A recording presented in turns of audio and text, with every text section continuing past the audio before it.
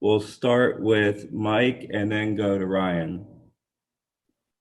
Yeah, Tony, just with the experience of today, how different was this from what you went through 2 years ago, where you've got some nerves and not really sure what happen or what might happen, but today you're pretty confident of what's going to shake out. Yeah, the guys, we kind of told them you don't want to put your future in anyone else's hands, whether it be during a game or during a season or your career or just in general. And, sometimes it's out of your control, but if you don't do as well as you can do, you leave it up to a committee to do this or that, or, congrats to Alabama for getting in, but that's a stressful deal going down to Hoover and having to fight your butt off in order to keep your season alive. It's a great stage or a great opportunity to do that because of the RPI that's available in our league. But you'd much rather have it be set up the way today was, where guys are playing hacky sack before, 2 minutes before the thing starts. And, really after 30 minutes of the show or whenever the guys knew who we would play in game one, they kind of were ready to move on, and we had a quick meeting. You mentioned envisioning Camden as a fourth starter all year. Do you imagine that being the case this weekend? And if so, would he be available to pitch any on Friday night, or would that be too quick of a potential turnaround?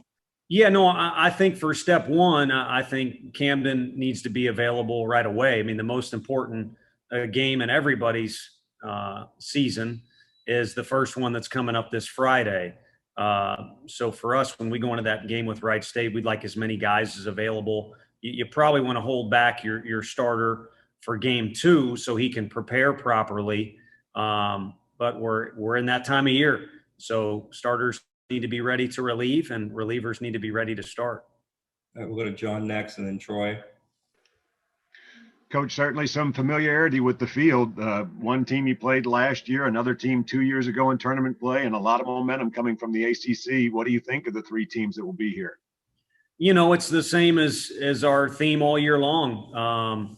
I think we've got a competitive group, and they certainly seek out challenges more than they hide from them. And there's a great challenge in this deal. I think we have, we're just getting familiar with all this stuff, but 3 conference champs coming to our place, if I'm not mistaken. 3 programs that are well coached, that finish the season strong. That are very, very familiar with postseason play. I think a couple of the teams have been in super regionals as of late.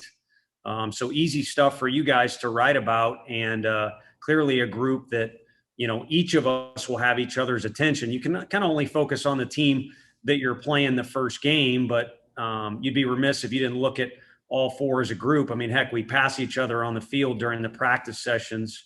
But certainly a highly competitive group. And, that's why we're in the league we are. That's why the kids that are here said yes to the opportunity to compete, in the SEC, is find out what you can do against a great challenge.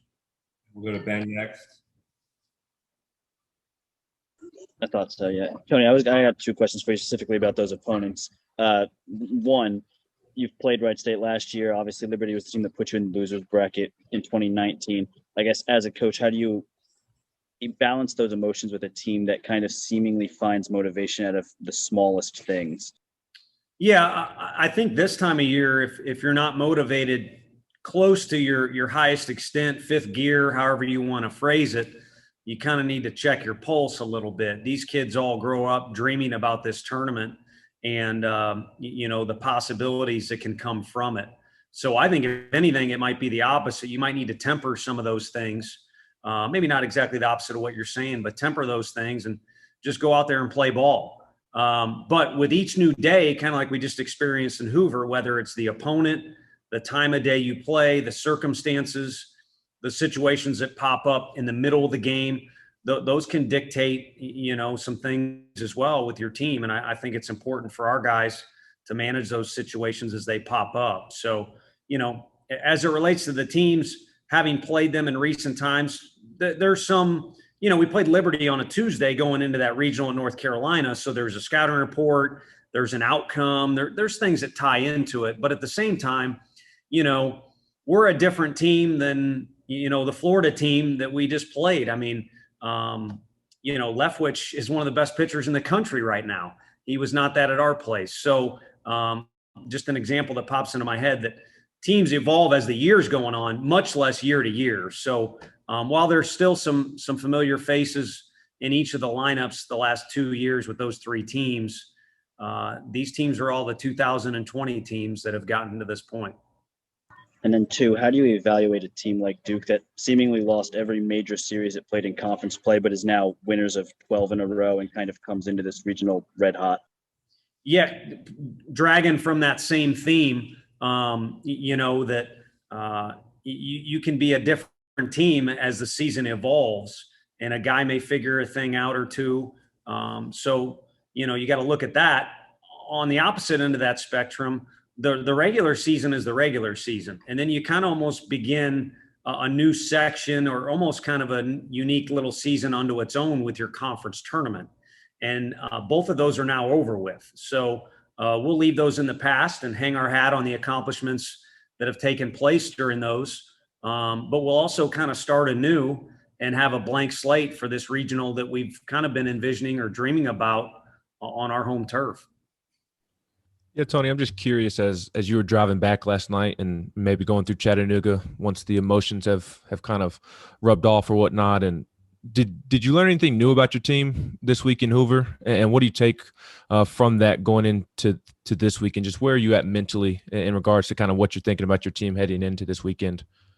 Yeah, I already told the team I didn't do so good in Chattanooga. And I didn't do so good until The Departed was over with last night. Watched that movie. You kind of look at, sorry to be, a little too philosophical, but life too, you get growth out of hard times. And yesterday was a difficult loss. That was a great environment. Obviously you always want to knock off the perceived, or what is reality right now. The number 1 team in the country didn't work out the way we wanted. You got to move on to the next thing as quick as possible, but you're only human if you're going to, experience those emotions that come with that a little bit. But with that disappointment in the last game and then the first game comes an awful lot of lessons. And I think what was impressive was how our guys handled the environment yesterday. I mean, we learned a slew of things in the tourney, and we covered those in our meeting today. And there's also some lessons learned, little mistakes that we pointed out that we need to avoid in the future. But the major thing that was, I think, neat for me was that Vol fan base was amazing.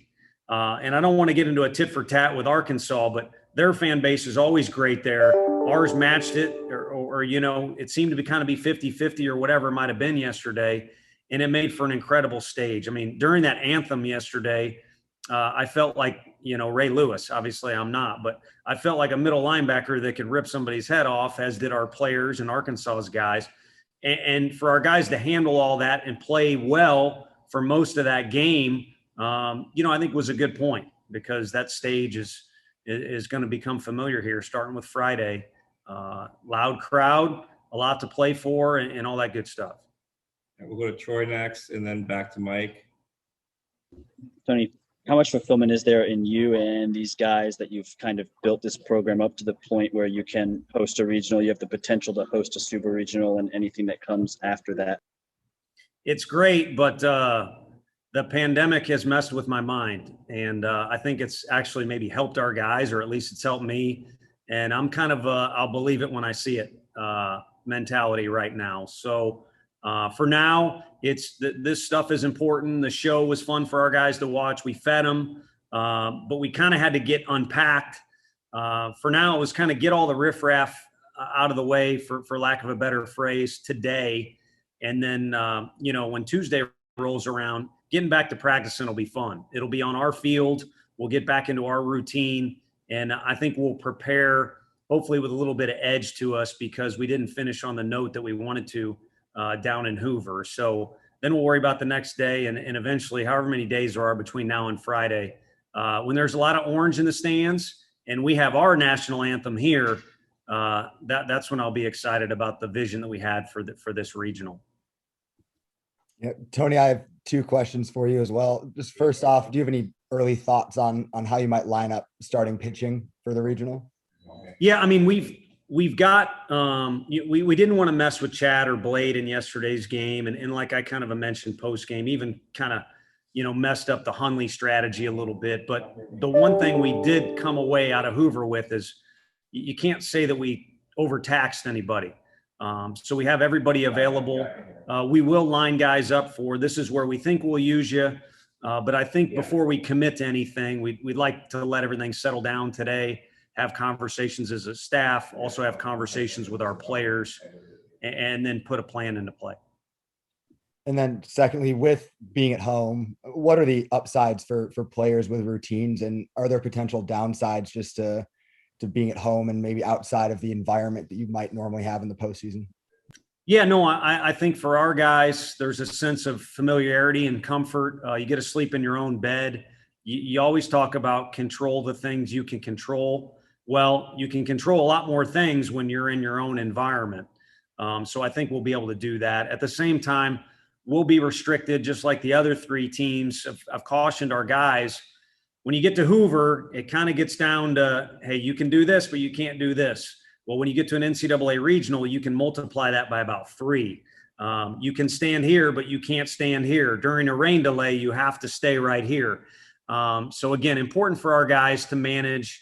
I think you're alluding to, there can be some distractions, with tickets and family, but managing those small peripheral things, but also what comes at our place with what we can and can't do. There'll be some routines we'll be able to keep, but that we won't be able to do. It really should not affect what goes on between the lines. It's kind of environment versus the game. Regardless of what goes on, the environment's going to be phenomenal, but the game is the game, and that's where our guys' heads need to be. All right, guys, we got time for 2 more, Coach. We'll go to Ben and then finish with John.